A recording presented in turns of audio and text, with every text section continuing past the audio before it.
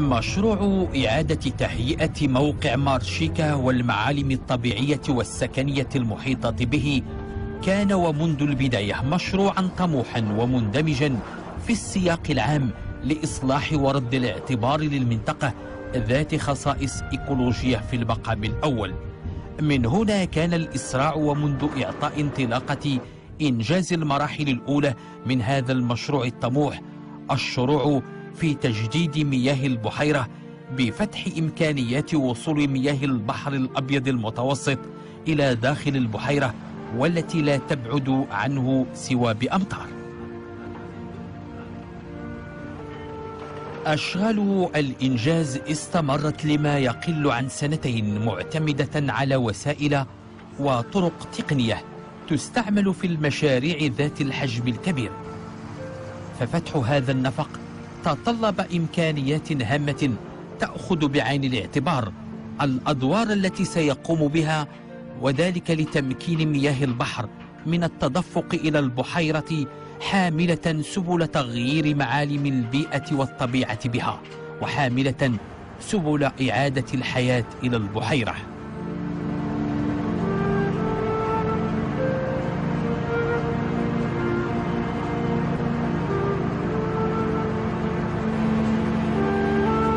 هذه الأشغال مكنت من فتح قناة جديدة يبلغ عرضها 300 متر وعمقها 6 أمتار، وذلك على بعد 1500 متر غرب القناة البحرية القديمة.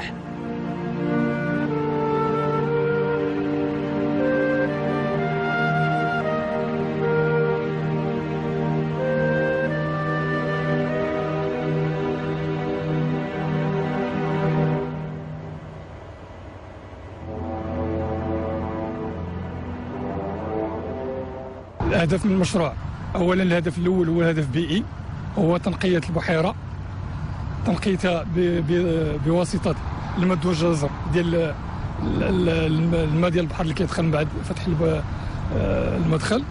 وهذا الجانب البيئي الايجابي الناس حسوا به ملي فتحنا الممر من شهرين هذه باش تفتح الممر، واصداء اللي عطاها اصداء طيبه، لان بدات الاسماك كتدخل البحيره والماء كيتنقى ديال البحيره.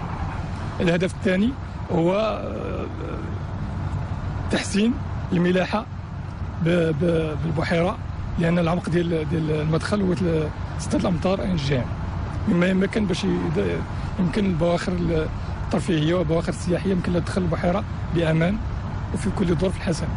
الهدف الثالث هو اغلاق الممر الحالي او الممر القديم قصد تحويله الى ميناء ترفيهي، والشغل الان حاليا راه متقدمه مزيان، لان الممر القديم تم الاغلاق ديالو والممر الحالي تم الفتح ديالو، وتات الاشغال غاديه منتظمه بصفه عاديه وجيده ولله الحمد.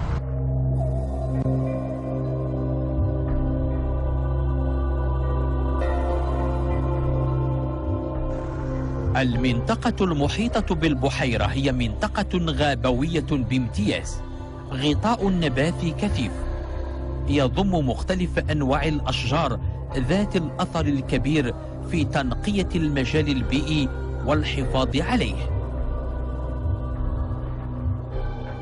مياه البحيرة هي كذلك مجال يساعد على تواجد وعيش مختلف أنواع الأسماك المعروفة بالبحر الأبيض المتوسط، لكن بطبيعة الحال بوجود الظروف الملائمة من صفاء ونقاوة المياه، وهذا ما بدأ يلاحظ مع فتح القناة البحرية الجديدة التي حملت معها مياه متجددة محددة توازنا بيولوجيا بدأ يتسع مجاله لتستفيد منه جميع مناطق البحيرة.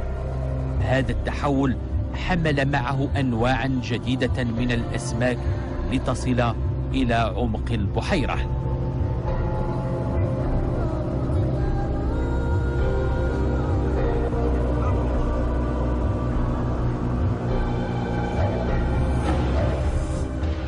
الأمر ينطبق كذلك على الطيور، خاصة المهاجرة التي بدأت تتخذ من المنطقة محطة لها.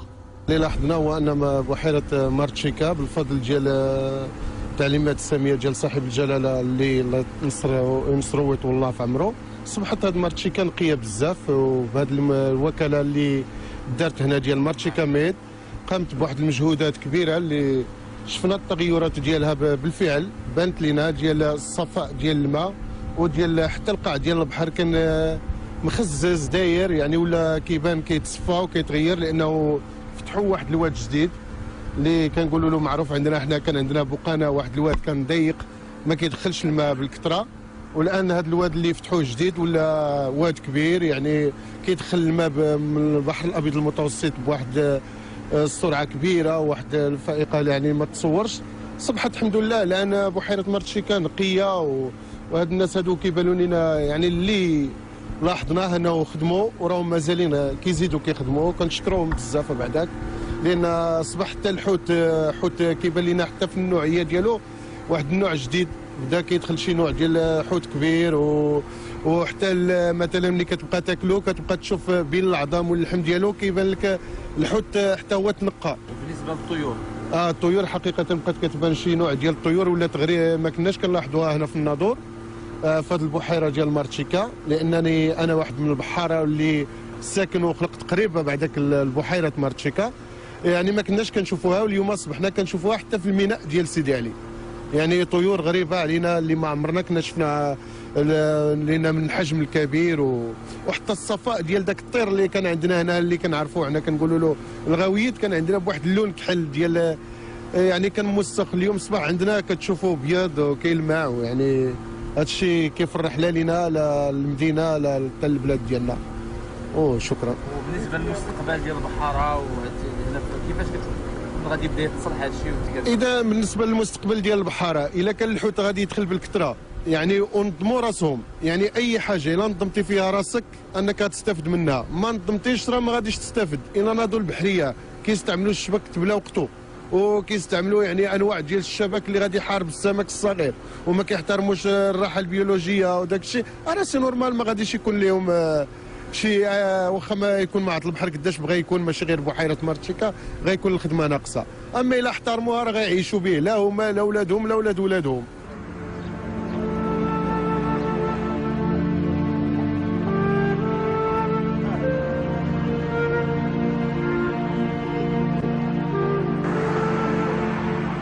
جولة بكورنيش مدينة الناظور المطل على بحيرة مارتشيكا ستعطي أيضا نظرة أكثر واقعية لفوائد ما تم إنجازه في تنقية ومحاربة التلوث بالبحيرة. فكل من سبق له أن زار المدينة قبل سنوات أو كان من قاطنيها بدأ يلاحظ تغيرا في جودة مياه البحيرة.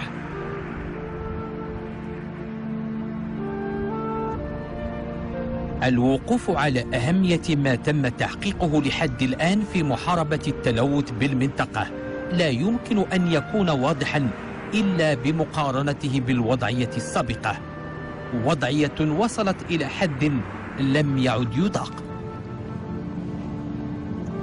ويبقى الوضع الذي بدأت تظهر عليه المناطق المطلة على البحيرة من بين أهم النتائج الإيجابية التي جاء بها الشروع في إنجاز مشروع تهيئة وتطوير وتنمية موقع بحيرة مارتشيكا.